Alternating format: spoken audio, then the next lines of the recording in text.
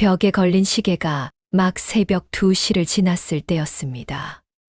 도시의 소음이 잠시 숨을 죽인 그 시간, 주인공 김민서는 기나긴 야근을 마치고 돌아왔습니다. 현관문 비밀번호를 누르는 손가락이 천근만근 무거웠죠. 집 안은 칠흑처럼 어두웠고 옆방에서 자고 있을 남편 박준호의 고른 숨소리만 희미하게 들려왔습니다. 아, 드디어 끝났다. 민서는 하이힐을 벗어 던지고 비틀거리며 침실로 향했습니다. 샤워할 기력조차 남아 있지 않았어요. 그저 이 빌어먹을 정장을 벗어 던지고 침대에 몸을 던지고 싶을 뿐. 침대에 몸을 던진 지 정말 얼마 되지 않았습니다. 납처럼 무거운 피로가 그녀를 깊은 잠으로, 아주 깊은 망각의 강으로 끌어당기던 바로 그 순간. 우웅, 우웅. 침대 협탁 위 휴대폰이 세상을 깨울듯이 진동하기 시작했습니다. 그 귀에 거슬리는 소리는 민서의 희미한 의식을 거칠게 현실로 끄집어냈죠. 아, 제발. 단 10분만이라도. 그녀는 눈도 뜨지 못한 채 더듬거리며 휴대폰을 잡았습니다. 발신자 표시를 확인할 겨를도, 아니, 확인하고 싶지도 않았습니다. 이 시간에 오는 전화가 좋은 소식일 리가 없으니까요. 여보세요. 수화기 너머로 시어머니 장길란 여사의 날카로운 목소리가 고막을 찔렀습니다. 그 목소리에는 민서가 마치 몇 억이라도 빚진 사람을 대하는 듯한 짜증이 가득했습니다. 너 지금 자니? 자는구나. 아주 팔자가 좋아서 잠이 잘 오나 보지. 당장 일어나라는 그 고압적인 명령. 민서는 아직 잠에서 반쯤 깨지 못한 머리로 간신히 되물었습니다. 어머님, 지금 시간이 몇 시인데요? 무슨 일이세요? 시어머니는 민서의 물음에 대답할 가치도 없다는 듯 쏘아붙였습니다. 내가 지금 경기도 외곽인데 글쎄 막차를 놓쳤지 뭐니. 택시도 한 대가 안 보여. 네, 경기도 외곽이요. 지금 이 시간에요. 그러니까 당장 차 끌고 30분 안에 데리러 와. 알았어? 그 말투에는 반박의 여지조차 없었습니다. 민서는 그 말을 듣자마자 정신이 번쩍 들었습니다. 경기도 외곽. 30분. 이곳 서울 시내에서 가장 빠른 길로 총알처럼 쏘아도 1시간은 좋게 걸리는 거리였습니다. 이 깊은 밤 가로등도 드문 그곳에 시어머니는 어쩌다 가게 된 것일까요? 민서는 끓어오르는 의문을 억눌렀습니다. 지금 이 상황에서 그런 걸 묻는 건 불에 기름을 붓는 격이겠죠. 어머님, 지금 시간이 너무 늦었고, 그리고 경기도 외곽까지 30분 안에는 제가 도저히 도착할 수가 없어요. 물리적으로 불가능해요. 최대한 평온하게 말하려 했습니다. 하지만 그녀의 말이 채 끝나기도 전에 시어머니는 히스테릭한 비난을 쏟아냈습니다. 뭐, 데리러 오기 싫다는 거니, 지금, 그래, 우리 아들은 피곤할 테니 못 깨우겠지. 집에서 노는 며느리가 차 한 번 모시러 오는 게 뭐가 그렇게 힘들어. 내가 너 그럴 줄 알았다. 집에서 노는 며느리. 민서는 입술을 깨물었습니다. 결혼한 2년 내내 들어온 말이었습니다. 자신이 대기업에서 밤낮 없이 일하는 건 시어머니에게 전혀 중요하지 않았죠. 그저 자기 아들보다 돈을 적게 번다는 이유로, 아니, 그냥 며느리라는 이유로 무시당했습니다. 어머님, 저 오늘 10시까지 야근하고 막 들어왔어요. 정말. 야근이 벼슬이니? 유세 떨지 마. 당장 오지 않으면 나 여기서 얼어 죽을 거다. 그렇게 되면 우리 준호가 널 가만둘 것 같아. 내 아들이 어떤 앤데. 협박까지 서슴지 않았습니다. 결혼한 2년 동안 단 한 번도 좋은 낯을 보여준 적 없는 시어머니였습니다. 늘 민서가 자기 아들에게 부족하다고 여겼고 사사건건 트집을 잡았죠. 하지만 한밤중에 이런 막무가내의 횡포는 처음이었습니다. 민서는 심호흡을 했습니다. 여기서 화를 내면 상황만 악화될 뿐. 어머님, 화내지 마시고요. 일단 정확한 위치라도 알려주세요. 거기가 어디예요? 하지만 시어머니는 버스 정류장 옆에 웬 과일 노점이 있다는 캄캄한 밤에 도저히 찾을 수 없을 것 같은 말만 남겼습니다. 됐고, 30분 안에 와. 안 오면 나 어떻게 되는지 똑똑히 봐. 딸칵. 전화는 일방적으로 끊어졌습니다. 민서는 멍하니 통화 종료음을 듣고 있었습니다. 화가 나면서도 어이가 없었죠. 이 상황을 어찌해야 할까요? 그때 옆에서 뒤척이던 남편 박준호가 잠이 깨 무슨 일이냐고 물었습니다. 그 목소리는 잠에 잔뜩 취해 있었죠. 민서야. 누구야? 이 시간에. 민서는 상황을 지친 목소리로 설명했습니다. 당신 어머니요. 경기도 외곽에서 막차를 놓치셨대. 데리러 오라고. 30분 안에. 준호는 하품을 한 번 크게 하더니 지극히 당연하다는 듯 말을 내뱉었습니다. 그래, 그럼 빨리 가봐야지. 뭘 망설여. 어머님 혼자 계시면 위험하잖아. 민서는 순간 우라가 치밀었습니다. 박준호 씨, 당신 지금 제정신이야? 여기서 거긴 1시간이 넘어. 그리고 30분 안에 가는 건 물리적으로 불가능하다고. 불가능, 가보지도 않고 어떻게 알아. 빨리 가면 되지. 그리고 이 밤에 그 어두운 길을 나 혼자 운전하는 건 안 위험해? 난 안 무서울 것 같아. 하지만 준호는 어떻게 그렇게 말하냐며 오히려 민서를 타박했습니다. 어떻게 당신은 말을 그렇게 하냐? 연세 드신 분이 혼자 밖에 계시는데. 마음이 놓여? 당신은 우리 엄마가 그렇게 싫어. 그런 말이 아니잖아. 됐고. 빨리 좀 모시고 와. 운전 조심하고. 매번 이런 식이었습니다. 자기 엄마와 관련된 일이라면 흑백을 가리지 않고 엄마 편만 드는 남편. 2년 전 그 다정했던 남자는 어디로 갔을까요? 그 모습에 민서의 마음은 싸늘하게 식어갔습니다. 더 이상의 언쟁은 무의미했습니다. 민서는 이불을 걷어차고 일어나 옷을 갈아입었습니다. 그래, 빨리 시어머니를 모셔와서 이 지긋지긋한 상황을 끝내는 게 낫다고 판단했습니다. 안 그랬다간 내일 아침, 아니, 동이 트자마자 또 무슨 험담을 늘어놓을지 몰랐으니까요. 하지만 그녀가 막 현관문을 열려고 할 때였습니다. 민서야.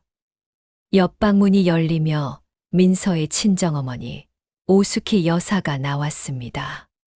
걱정스러운 얼굴이었습니다. 이틀 전부터 민선의 집 정리를 도와주러 와 계셨던 친정어머니였습니다. 이렇게 늦게 어딜 가니? 민선은 자초지종을 설명했습니다. 시어머니가 막차를 놓쳐서 경기도 외곽인데 데리러 오라고 하신다고. 오숙희 여사는 그 말을 듣자마자 얼굴색이 변했습니다. 딸의 손목을 덥석 잡았죠. 너 미쳤니? 이 늦은 밤에 여자 혼자 경기도 외곽까지 운전을 해. 그게 말이 된다고 생각해. 엄마, 그래도 세상에 어느 집이 며느리를 이렇게 함부로 부려. 절대 안 돼. 못 가. 오 여사는 단호하게 막아섰습니다. 엄마, 그래도 안 가면 어머님이 밖에서 계속 떨고 계실 텐데. 준호 씨한테 다 일을 거라고 하셨단 말이야. 만약 시어머니한테 정말 무슨 일이라도 생기면 준호 씨가 모든 탓을 나한테 돌릴 게 뻔해. 하지만 오수키 여사는 단호했습니다. 예, 정신 차려. 정말 내 안전을 생각하는 사람이면 한밤중에 며느리 혼자 그렇게 먼 곳으로 오라고 하지도 않아. 그건 상식이야, 상식. 오늘 밤엔 절대 갈 수 없다. 못 가. 무슨 일이든 내일 아침에 얘기해. 그리고 박서방이 뭐라고 하면 내가 직접 말할게. 엄마의 그 단호한 눈빛에 민서는 처음으로 든든함을 느꼈습니다. 늘 시어머니와 남편 사이에서 홀로 방패막이가 되어야 했던 지난 2년. 처음으로 누군가 자기 편이 되어준 것 같았죠. 그녀는 차 키를 다시 수납장 위에 올려두었습니다. 바로 그때 시어머니에게서 다시 전화가 걸려왔습니다. 징그러운 진동 소리가 또다시 거실을 울렸죠.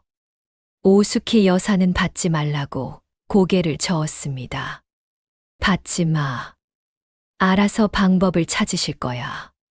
저렇게 아들한테 전화할 정신 있으신 분이 택시 하나 못 잡겠니? 전화가 끊기고 잠시 후 이번에는 준호의 휴대폰이 울렸습니다. 안 봐도 뻔했죠. 시어머니였습니다. 전화를 받은 준호의 얼굴이 굳어졌습니다. 이내 민서에게 아직도 안 갔냐며 소리쳤습니다. 김민서, 너 아직 안 갔어. 엄마가 재촉하는데 왜 전화도 안 받아? 오수키 여사가 민서 앞을 가로막았습니다. 박서방, 내가 못 가게 했네.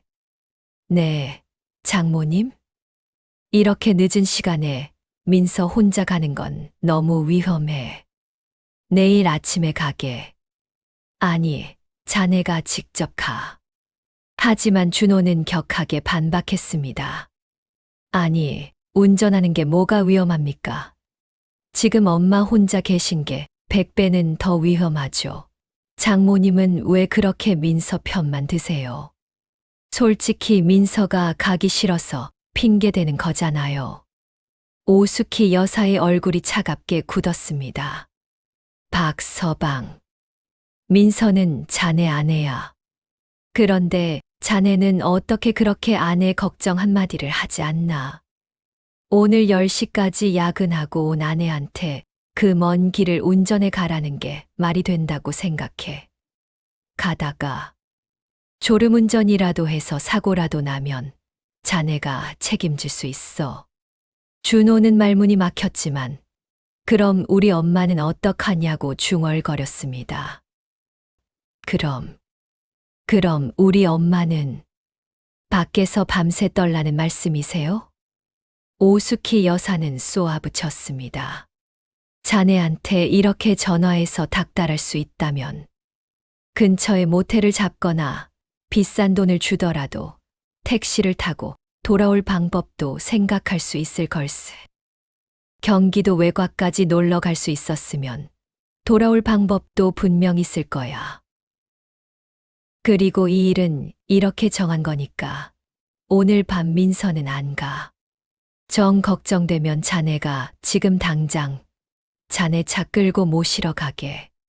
준호는 더 이상 대꾸하지 못했습니다. 민서를 한번 매섭게 째려보더니 자기 방으로 들어가 문을 쾅 닫아버렸습니다. 그 소리가 민서의 심장을 때렸죠. 오수키 여사는 민서의 어깨를 토닥였습니다. 신경 쓰지 마. 저런다고 내가 꺾이면 안 돼. 얼른 들어가자. 피곤할 텐데. 민서는 침대에 누웠지만 도무지 잠이 오지 않았습니다. 시어머니가 정말 밖에서 떨고 계실까봐 걱정되기도 했지만 한편으로는 이 모든 것이 자초한 일이라는 생각이 들었습니다. 그리고 남편이라는 사람에 대한 실망감이 파도처럼 밀려왔죠. 날이 밝아올 무렵에야 겨우 눈을 붙였습니다. 하지만 거실에서 들려오는 달그락거리는 소리에 금방 잠이 깼습니다.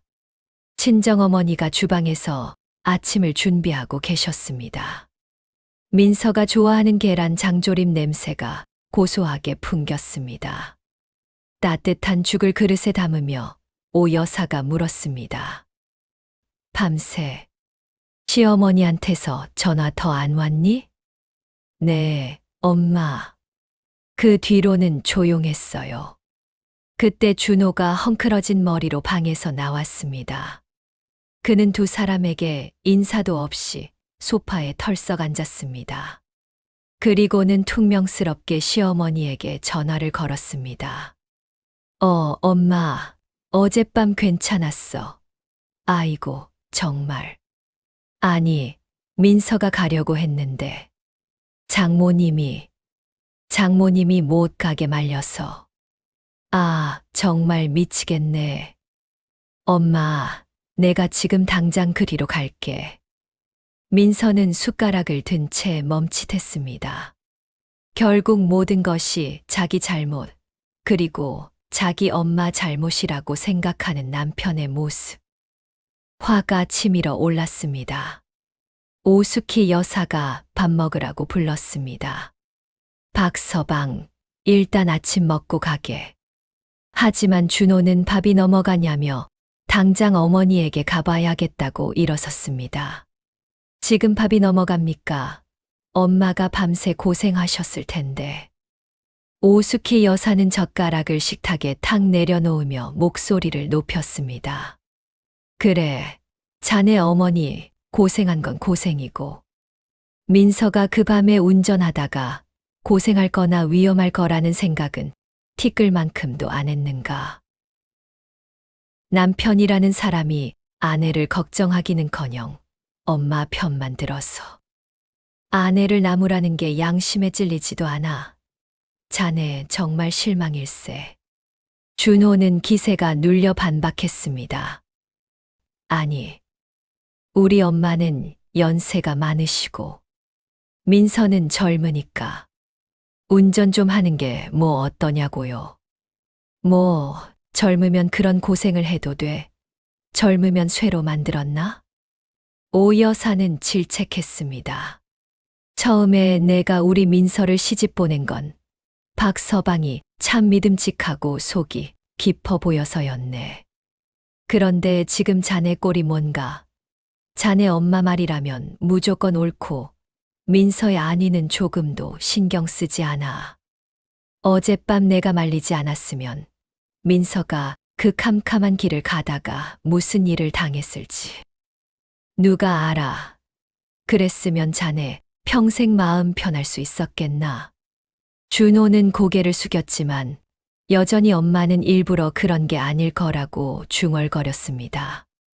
엄마가 일부러 그런 건 아닐 거예요. 무슨 사정이 있었겠죠. 오숙희 여사는 냉소했습니다. 사정, 그래, 무슨 사정인지 나도 궁금하네. 연세 드신 분이 그 한밤중에 경기도 외곽에는 뭐 하러 가셨는지 자네는 아나? 정말 급한 일이었다면 왜 자네나 민서에게 미리 말 한마디 없었는지, 왜 굳이 막차가 끊긴 그 새벽 2시에 며느리에게 데리러 오라고 하는 게. 박서방, 자네는 그게 하나도 이상하지 않아. 그 말에 민서와 준호는 모두 멍해졌습니다. 정말 그랬습니다. 시어머니는 평소 슈퍼마켓도 멀다고 잘 안 가시는 분이었습니다. 그런 분이 어쩌다 그 먼 곳까지, 그것도 한밤중에 가게 된 것인지 의문이 들기 시작했습니다. 준호는 그저 오랜 친구를 만나러 갔다고만 들었다고 했습니다. 그냥 오랜 친구 만나러 가셨다고 들었어요. 오수키 여사는 연이어 질문했습니다. 어느 집 친구를 그 한밤중에 찾아가며 돌아올 차편도 마련하지 않느냐고. 그 친구분은 차도 없으신가? 아니, 요즘 세상에 택시가 안 잡히면 콜택시를 부르면 되지. 그게 상식 아니야? 민서는 그제야 시어머니의 행동에 분명 무언가 앞뒤가 맞지 않는 문제가 있다는 것을 깨달았습니다. 그래서 내가 어젯밤에 민서를 못 가게 한 걸세. 오 여사가 말했습니다. 만약 갔다가 무슨 위험한 일을 당하거나 아니면 시어머니 쪽에 무슨 남부끄러운 일이라도 있었다면 자네들이 어떻게 수습하려고 했나? 민서는 등에서 식은땀이 흘렀습니다. 준호도 당황하며 그럼 이제 어떡하냐고 물었습니다. 그럼 어떡하죠, 장모님? 자네가 가. 아들인 자네가 직접 가서 도대체 어젯밤에 무슨 일이 있었던 건지, 왜 그러셨는지 똑똑히 물어보게. 오수키 여사는 민서를 돌아보며 말했습니다. 민서 너는 같이 가지 마. 내가 가면 시어머니가 분명 너한테 또 화풀이를 할 거야. 그때는 내가 이길 수 없어. 아들인 박서방 혼자 가서 단단히 얘기하라고 해. 준호도 그 말에는 동의하는 듯 했습니다. 혼자 가보겠다고 했습니다. 알겠습니다. 저 혼자 다녀올게요. 민서는 그런 준호를 보며 아무런 감흥도 느끼지 못했습니다. 저 사람은 과연 진실을 밝힐 수 있을까요? 아니면 또 엄마 치마폭에 쌓여서 돌아올까요? 식사를 마치고 준호는 서둘러 나갔습니다. 민서와 친정어머니는 불안한 마음으로 거실에 앉아 있었습니다. 오수키 여사는 민서의 손을 잡고 조언했습니다. 민서야, 결혼하고 나서는 너무 무르게 굴면 안 돼. 강하게 나가야 할 때는 강하게 나가야 내가 살아. 내 성격이 좋은 걸 아니까. 시어머니가 더 함부로 대하는 거야. 그리고 어젯밤 일은 절대로 내가 말렸다고 시어머니한테 말하지 마. 알았지? 그랬다간 그 원망이 다 나한테 오고 결국엔 너를 더 괴롭힐 테니까. 민서는 늘 자신을 먼저 생각해주는 엄마의 마음에 가슴이 따뜻해졌습니다. 그래, 나는 혼자가 아니었지. 바로 그때 준호에게서 전화가 걸려왔습니다. 민서는 심장이 덜컥 내려앉는 기분으로 전화를 받았습니다. 네, 여보세요? 그는 당황한 목소리로 말했습니다. 민서야, 큰일 났어. 엄마가 집에서 울고만 계셔. 내가 뭘 물어도 대답을 안 하고 너만 찾으셔. 너 때문에 이렇게 됐다고. 민서, 너 빨리 좀 와야겠다. 시어머니가 또 무슨 수작을 부리는 것인지 뻔했습니다. 오수키 여사는 가지 말라는 신호로 고개를 세차게 저었습니다. 민서는 심호흡을 하고 거절했습니다. 무슨 일이 있으면 당신이 잘 얘기해봐요. 나도 지금 할 일이 있어요. 김민서, 너 진짜 어떻게 안 올 수가 있어. 엄마가 저렇게 우시는데. 이러다 엄마한테 무슨 일이라도 생기면 내가 책임질 수 있어. 준호는 또다시 민서를 압박했습니다. 민서는 화가 치밀어 따졌습니다. 책임, 어젯밤에는 내가 위험할까봐 엄마가 막은 거라고요.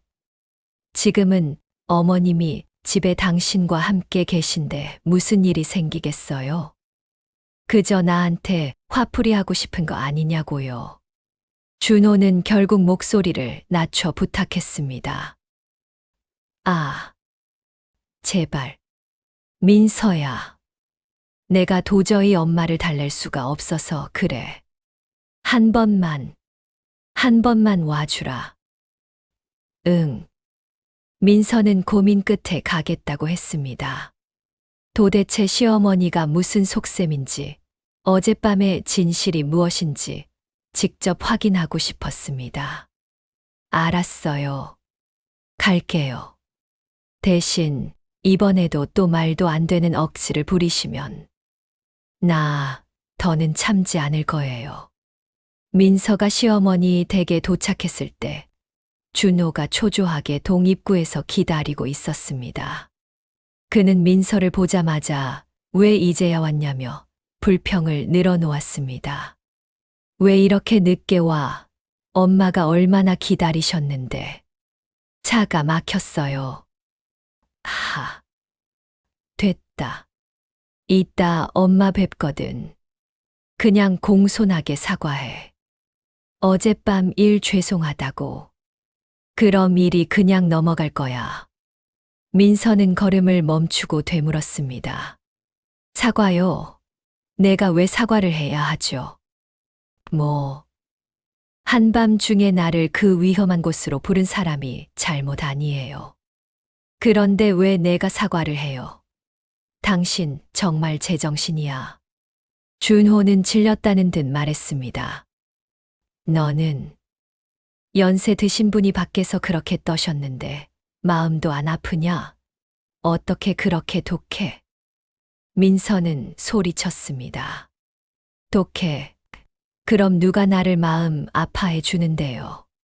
당신은 내 남편이면서 왜 단 한 번도 내 편은 들어주지 않고 계속 엄마 편만 드는 건데. 두 사람이 언성을 높일 때 집안에서 시어머니의 울음소리가 들려왔습니다. 아주 크고 서러운 전형적인 레퍼토리였죠.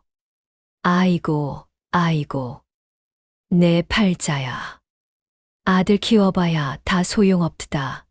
며느리 하나 잘못 들여서 이 늙은 어미가. 아이고, 나 죽네. 준호는 정말 하고 소리치며 서둘러 위층으로 뛰어 올라갔고 민서도 화를 억누르며 뒤따라 들어갔습니다. 시어머니는 헝클어진 모습으로 소파에 앉아 울고 있었습니다. 민서를 보자 울음소리는 더 커졌습니다. 너, 이 나쁜 년, 내가 어젯밤에 그렇게 덜덜 떨면서 전화했는데 어떻게 그렇게 매정하게 안 올 수가 있어. 나를 시어미로 생각도 안 하는 거지. 그렇지.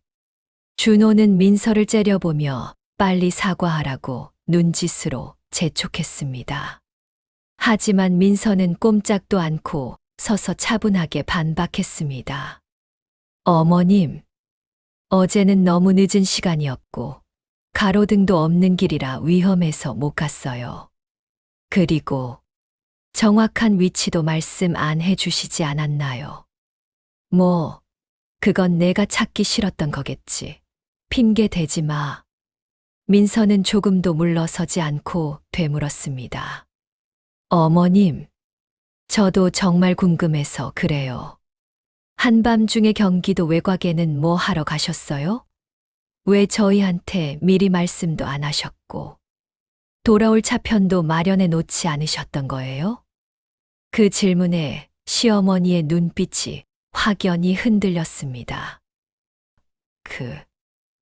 그건 오랜 친구를 만나러 갔는데 막차가 그렇게 일찍 끊길 줄 몰랐지. 민서는 바짝 다그쳤습니다. 어떤 친구를 그 한밤중에 만나러 가시는데요. 그리고 왜 아들인 준호 씨가 아닌 야근하고 막 들어온 저한테만 전화하셨어요. 시어머니는 준호가 피곤할까봐 그랬다고 목소리를 낮췄습니다. 우리 아들은 피곤할까봐 너는 집에서 쉬고 있을 줄 알았지. 그때 준호도 이상한 낌새를 눈치챘습니다. 엄마, 솔직하게 말해줘. 도대체 어젯밤에 뭐 하러 가셨던 거야? 그 친구분이 누군데? 궁지에 몰린 시어머니는 다시 막무가내로 떼를 쓰기 시작했습니다. 너희 둘이 지금 짜고 이 늙은 어미를 괴롭히는 거냐? 이 배은망덕한 놈. 저 나쁜 며느리 말만 듣고, 아이고, 내가 살아서 뭘 해. 민서는 더 이상 참을 수 없었습니다. 어머님, 오늘 어젯밤 경기도 외곽에 왜 가셨는지 똑똑히 말씀하지 않으시면 저는 절대 사과하지 않을 거예요. 그리고 이 일 그냥 넘어가지 않을 겁니다. 시어머니는 화가 나서 준호에게 며느리 단속 똑바로 하라고 소리쳤습니다. 박준호, 너 저거 당장 안 치워. 저게 지금 시어미한테 말대꾸하는 꼴 좀 봐. 준호는 중간에 끼어 곤란해했습니다. 결국 그는 또다시 최악의 선택을 하고 말았죠. 민서야, 엄마가 잘못했더라도 어른이시니까 내가 좀 참아. 그 말에 민서는 완전히 무너졌습니다. 참아? 뭘 또 참아? 2년 동안 내가 참을 만큼 참았어. 한밤중에 나를 위험에 빠뜨리려고 했는데도 나더러 참으라고? 당신 정말 양심이라는 게 있기는 해. 시어머니는 아들이 자기 편을 확실히 안 들어주자 더 서럽게 울며 죽겠다고 난리를 쳤습니다. 아이고, 나 죽는다. 나 그냥 여기서 죽어버릴란다. 당황한 준호는 아니야, 엄마. 내가 엄마 편이야. 라며 시어머니를 달랬습니다. 그리고는 민서에게 돌아서서 아주 심각한 표정으로 말했습니다. 김민서, 나 결심했어. 엄마, 우리 집으로 모시고 와서 같이 살 거야. 도저히 불안해서 혼자 두실 수가 없네. 그래야 내가 옆에서 잘 돌볼 수 있겠어. 민서는 그 말을 듣고 귀를 의심했습니다. 뭐라고? 박준호, 당신. 지금 미쳤어. 하지만 준호는 단호했습니다. 엄마 혼자 사시는 게 불안하다고. 당신도 내 아내니까. 날 이해하고 지지해 줘야 하는 거 아니야? 민서는 기가 막혀 웃음이 나왔습니다. 당신 엄마가 평소에 나한테 어떻게 대하는지 뻔히 알면서 그분을 모시고 오면 이 가정이 어떻게 될지 몰라. 이 집안 망가질 거라고. 엄마는 그런 분 아니야. 마음은 따뜻한 분이라고. 그만해. 같이 살다 보면 다 잘 지내게 될 거야. 싫어. 난 절대로 동의 못해. 죽기 전에는 그런 일은 없을 줄 알아. 그러자 준호는 소리쳤습니다. 이 집 내가 해온 집이야. 내 명의라고. 내가 누구를 데려와 살든 내 마음이야. 동의 못하겠으면 너 혼자 나가. 민서는 그 순간 남편을 향한 모든 마음이 그나마 남아있던 일말의 연민조차 얼음장처럼 차갑게 식어버리는 것을 느꼈습니다. 2년간의 감정은 그의 엄마 앞에서는 먼지만도 못했습니다. 민서는 무섭도록 차분한 목소리로 말했습니다. 그래. 당신이 그렇게 말한다면 더 할 말 없네. 좋아. 나가지. 하지만 내가 나가더라도 절대로 당신이나 당신 엄마 뜻대로 되게 하지는 않을 거야. 민서는 문을 향해 돌아섰습니다. 시어머니는 뒤에서 아이고, 잘 간다. 너랑 같이 살기 싫었어. 이년아, 라고 소리쳤습니다. 준호는 민서를 막지 않았습니다. 집을 나와 찬 바람을 맞고 나서야 민서는 눈물이 뺨을 타고 흐르고 있다는 것을 깨달았습니다. 그녀는 엄마에게 전화를 걸었습니다. 엄마. 엄마. 준호 씨가 어머님 모시고 살겠다고. 나더러 나가래. 오숙희 여사는 불같이 화를 냈습니다. 뭐, 그놈이 감히 일단 집으로 와. 당장 와. 엄마가 있으니 함부로 못할 거야. 얼른 와, 내 딸. 민서는 눈물을 닦고 집으로 차를 몰았습니다.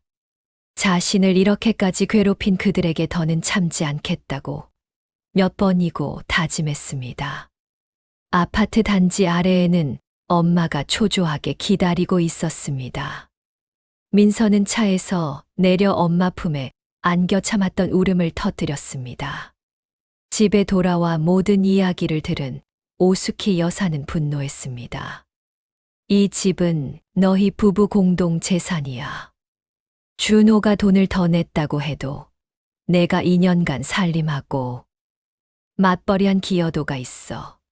그놈이 마음대로 나가라고 할 수 없어. 민서는 고개를 저었습니다. 엄마, 나 이제 더 이상 그 사람들이랑 살고 싶지 않아. 나 이혼하고 싶어. 오수키 여사는 딸의 결정을 지지했습니다. 그래, 잘 생각했다. 그런 놈과는 1분 1초도 더 살지 마. 너처럼 좋은 애가 왜 더 좋은 사람을 못 만나겠어. 바로 그때 초인종이 요란하게 울렸습니다. 딩동, 딩동, 딩동, 문을 부술 기세였죠. 문 밖에는 시어머니가 커다란 여행 가방을 들고 서 있었습니다. 시어머니는 집 안으로 밀고 들어오자마자 고래고래 소리를 질렀습니다. 내 아들 어디로 꿰어냈어? 이 나쁜 년, 감히 내 아들이랑 이혼을 해? 내가 끝까지 가만두지 않을 거야. 민서는 차갑게 응수했습니다. 어머님을 모시고 살자고 한 건 준호 씨고, 제가 반대하자 저더러 나가라고 한 것도 그 사람이에요. 여긴 이제 제 집이에요. 나가주세요. 뭐, 내 집. 이게 어디서? 시어머니는 민서가 준호 앞에서 자기 험담을 해서 싸움을 붙였다며 악을 썼습니다. 내가 우리 모자 사이를 이간질한 거야. 넌 우리 집안의 재앙 덩어리라고. 민서도 더는 참지 않았습니다. 재앙 덩어리요? 한밤중에 경기도 외곽에 가셔놓고 저더러 모시러 오라고 한 게 누구시죠? 이제 와서 이 집에 쳐들어와서 깽판을 치시니 정말 염치도 없으시네요. 시어머니는 그 자리에 주저앉아 허벅지를 치며 울기 시작했습니다. 아이고, 나쁜 며느리를 얻어서 내가 이 고생을 한다. 내가 전생에 무슨 죄를 지었어. 소란의 이웃들이 문을 열고 내다보기 시작했습니다. 시어머니는 구경꾼이 생기자 더 큰 소리로 동정을 구했습니다. 여러분, 이것 좀 보세요. 이 며느리가 시어미를 데리러 오지도 않고 이제는 아들이랑 이혼까지 하려고 해요. 아이고. 민서는 이웃들에게 침착하게 해명했습니다. 어젯밤 새벽 2시에 경기도 외곽으로 30분 안에 오라고 하신 분이 저 시어머니십니다.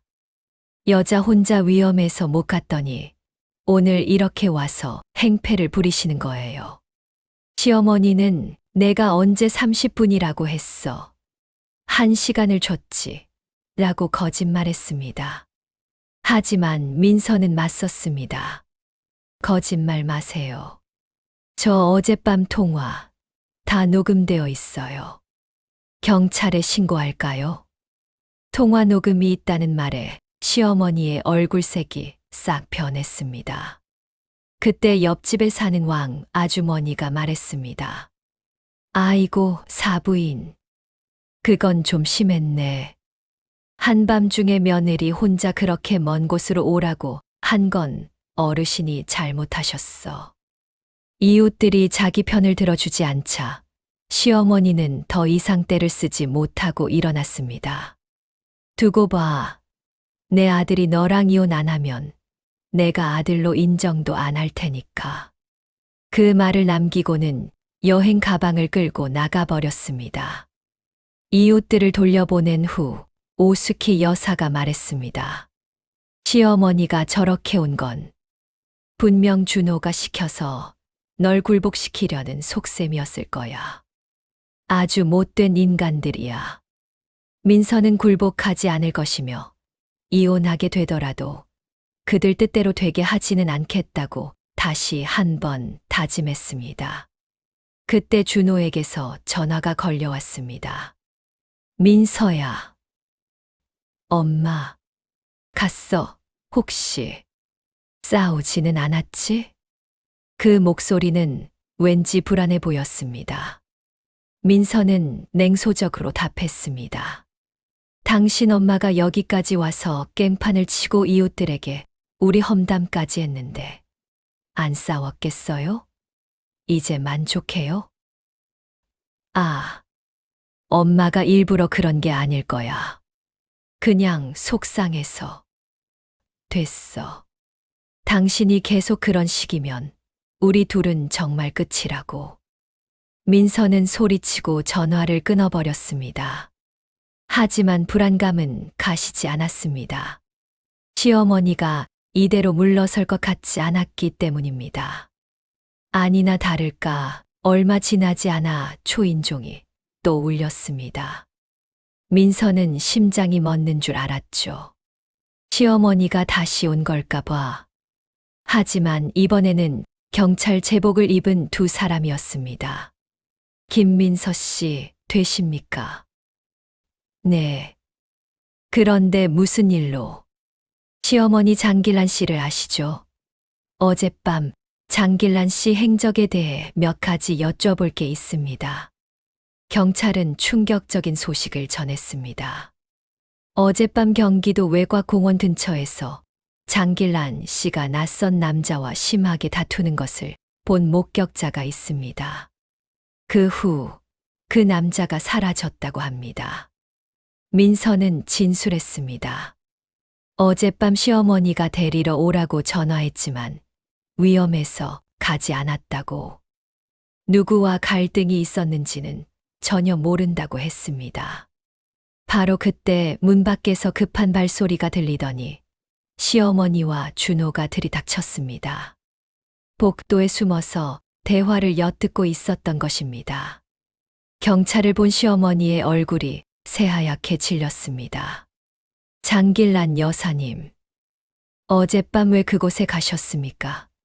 그리고 이 낯선 남자와 왜 다투셨죠? 경찰은 시어머니에게 추궁했습니다. 시어머니는 산책하러 갔을 뿐이며 다툰 적이 없다고 발뺌했습니다. 무슨 소리예요? 난 몰라요. 그냥 산책하다가 길을 잃었어요. 하지만 경찰이 목격자가 찍은 흐릿한 사진을 내밀자 그녀는 아무 말도 하지 못했습니다. 사진 속에는 시어머니가 낯선 남자와 격하게 몸싸움을 하는 듯한 모습이 담겨 있었습니다. 준호는 충격을 받고 엄마에게 어떻게 된 일이냐고 물었습니다. 엄마, 이게 무슨 일이야? 저 남자 누구야? 경찰은 밝혔습니다. 그 남자가 장길란 여사님과 헤어진 후 실종되었으며 현재 가족이 실종 신고를 한 상태입니다. 자세한 조사가 필요하니 서까지 동행해 주셔야겠습니다. 실종이라는 말에 시어머니는 다리에 힘이 풀려 그 자리에 주저앉을 뻔했습니다. 그녀는 울면서 말했습니다. 아니에요. 아니에요. 그 사람. 그냥 몇 년 된 친구 사이예요. 어젯밤에 그가 같이 다른 지방으로 도망가자고. 내가 거절해서. 그래서 다툰 것뿐이에요. 그가 화내면서 가버린 후. 어디로 갔는지는 정말 몰라요. 시어머니에게 몇 년이나 만난 남자 친구가 있었다는 사실. 그것도 같이 도망가자는 말을 할 정도의 사이였다는 것. 민서와 오수키 여사는 경악했습니다.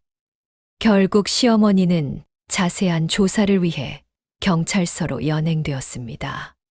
준호는 그 자리에 서서 텅 빈 눈으로 모든 것을 지켜볼 뿐이었습니다. 잠시 후 준호의 휴대폰이 울렸습니다. 경찰서에서 온 전화였습니다. 전화를 받은 준호의 얼굴이 굳어지더니 그는 소파에 주저앉아 고통스러운 신음소리를 냈습니다. 실종된 남자가 경기도 외곽의 한 폐공장에서 시신으로 발견되었다는 소식이었습니다. 시어머니는 그 남자와 불륜 관계였으며 남자는 유부남이었습니다. 두 사람이 다투던 중 남자가 감정이 격해져 심장마비로 쓰러졌습니다. 시어머니는 발각될까봐 무서워 그를 폐공장에 유기하고 도망쳤던 것입니다. 어젯밤 민서에게 전화한 것 또한 이 일을 은폐하는데 민서를 이용하려 했던 것이었습니다. 새벽에 며느리가 자신을 데리러 왔었다는 알리바이를 만들려고 했던 거죠. 만약 민서가 그 밤에 운전해서 갔다면 어쩌면 공범으로 몰렸을지도 모를 일이었습니다. 준호는 모든 진실을 알고 나서야 민서에게 무릎이라도 꿇을 듯이 사과했습니다.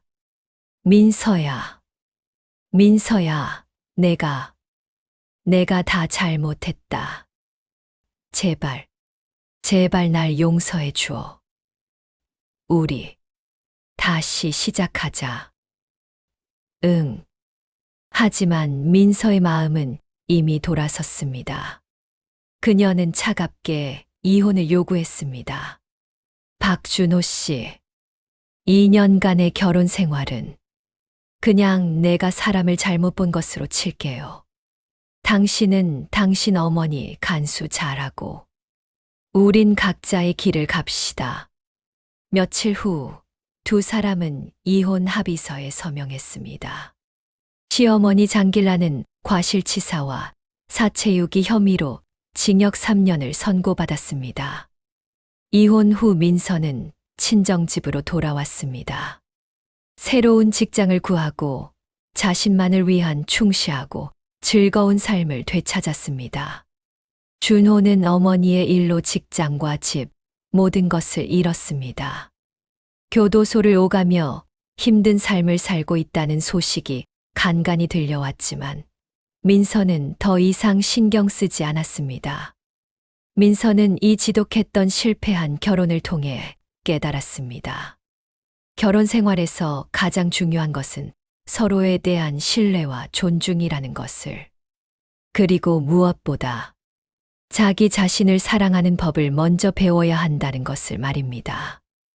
숨 막히던 과거에서 벗어난 지금, 그녀는 진정으로 자신을 소중히 여겨줄 사람과 함께할 행복한 미래를 그리고 있습니다. 당당하게 자신의 삶을 살아가고 있습니다.